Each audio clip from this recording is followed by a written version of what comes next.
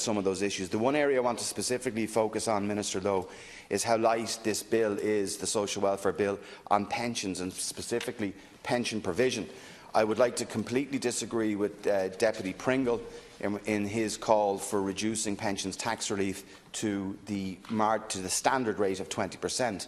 He had mentioned, and other parties agree with this also, where they fly this ridiculous kite of actually saying that, the pension tax relief is focused on the higher earner. It's actually not. It's on middle-income earners. If the government were to reduce the pension tax relief to the marginal rate of 20%, or the standard rate of 20%, you would effectively be looking at a €560 million tax increase for middle-income workers, both in the public and the private sector. And that is something that would happen, and that's something that we would not, as a party, want to see happen.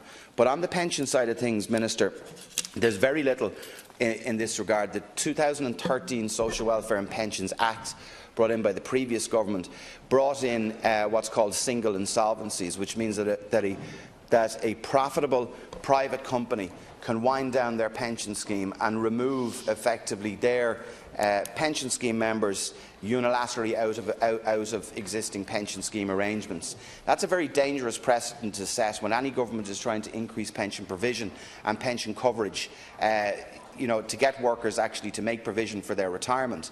But why would they make provision for their retirement when the whole basis of pensions, the certainty of pensions with regard to the benefits that may accrue to one at retirement, are actually removed? And I put it to you that government at the committee stage should seriously look at reversing the single insolvency arrangements. If the company is insolvent and the pension scheme is insolvent, well, then you understand the scheme has to be wound down. I use the example of the IASS scheme, which is effectively the airport pension scheme, where for the first time in the history of the state, a government actually legislated to reduce benefits in a private pension scheme. And that was done in the State Airports Act in 2014-2015. The effect that had actually was to reduce pension benefits for long service deferred pensioners by up to 60%. 60%. People who were coming up close to retirement, long service. It also had the effect, and we talk about giving back €5 a week to our contributory and non-contributory old age pensioners, and that's fine.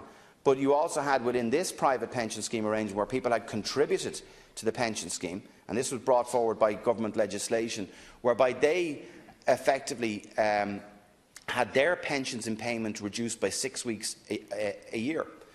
So, substantial changes. Now, I believe single insolvency should not be permitted.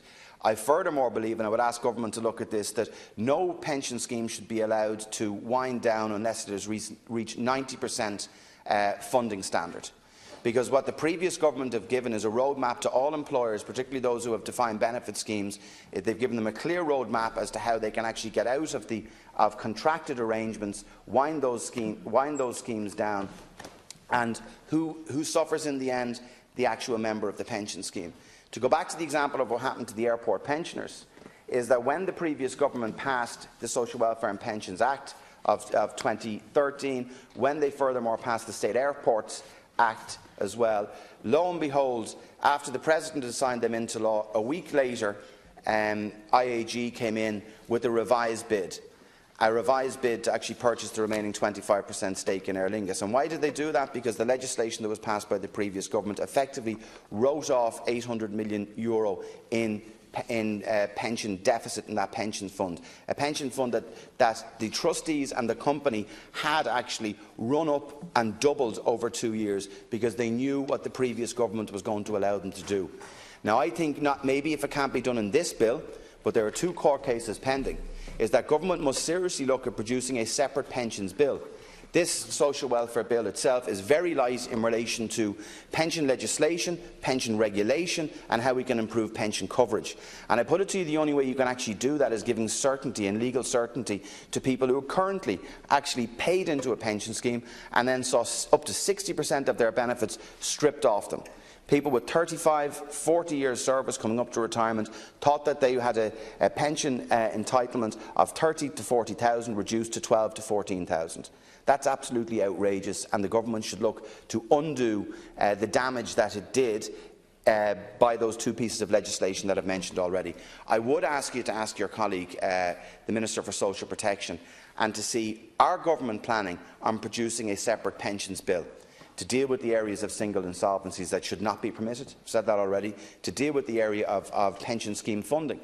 And like the OECD's own report on that and recommendations that have been given, say that no scheme really should be able to wind down unless it's 90% funded. Because if it is, at least then that you will see a decent dispersal of those assets. But what is going to happen now in many of our commercial semi-state companies, many of the larger companies that are out there that do have historical defined benefit pension schemes, they're going to wind those schemes down. You're going to have thousands more workers going through what the airport pensioners and the airport pension scheme members did. 15,000 workers in that sector. 15,000, 5,000 active members removed out of a scheme without their permission, facilitated by legislation passed by the previous Fine Gael and Labour government. 5,000 deferred pension scheme members who lost up to 60% of what they had been promised at retirement gone, and 5,000 retired members who have lost 6 weeks of their pension each year because of what was done. Now, we would have an opportunity with a pensions bill, and to have discussed this with my colleague Deputy Willie O'Dea as well, in relation to bringing forward a pensions bill to right the wrongs that were done over the last few years. And I would ask specifically, if you could, and I will ask this at committee stage to the Minister, to look at specific arrangements that can be put in place to ameliorate the decreases in the pension that the IAS scheme members suffered through to previous legislation. Now, when I asked this by way of parliamentary question, Minister Noonan and Minister Ross came back and said, well, of course we couldn't just pick out one cohort of workers and look at giving some degree of restitution. But I put it to the Minister as well at that stage, well, why did you pick out just one specific group of pension scheme members, those 15,000 that I mentioned, and bring in specific legislation to reduce their pension scheme benefits and to move them out without their permission out of their scheme? That's actually what happened with the State Airports Act. First time in the history of the state, a piece of legislation was brought in by a government to reduce pension benefits in a private pension scheme, specifically that scheme. And that was done to facilitate the sale of the state shareholding in Aer Lingus. And what did the state get for that? 342 million. Did they give any of that money back into the pensions fund? No, they didn't. They set up a connectivity fund. I'd love to know what's happening with that. I'll ask the Minister for Transport, and I have done, as to where that money is being used. But my point is, we've left people high and dry. We need a pensions bill to address these issues, because not only for these 15,000 workers, for everyone else who's looking and who's going, the same thing is going to happen then. Because the Social Welfare and Pensions Act of 2013-2014 facilitates this. It facilitates companies to be able to backslide out of their own responsibilities, facilitates a situation where a company can actually run down its pension scheme. They have a roadmap now to run the scheme down, to then submit an application to the Pensions Board to actually look to wind down their scheme and transfer into defined contribution arrangements. That's not something that I believe we should facilitate, that I believe any government should facilitate. So I would ask you to bring that back to your colleague. I would raise it at committee through my own party colleague, Willie O'Dea, that government give a commitment that they will look at moving a separate pensions bill, and that we could work across the House at looking at issues like that. As I mentioned,